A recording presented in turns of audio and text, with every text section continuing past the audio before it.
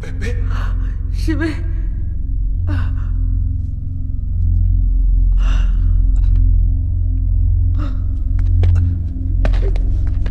ਸ਼ਿਵੇ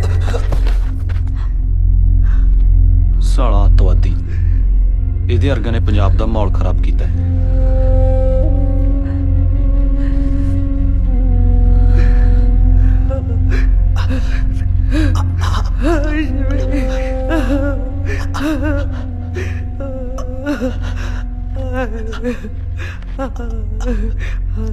ਸ਼ਿਵੇ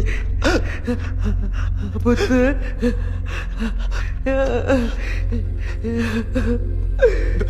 ਬੇਬੇ ਯਾ ਸ਼ਿਵੇ ਪੁੱਤ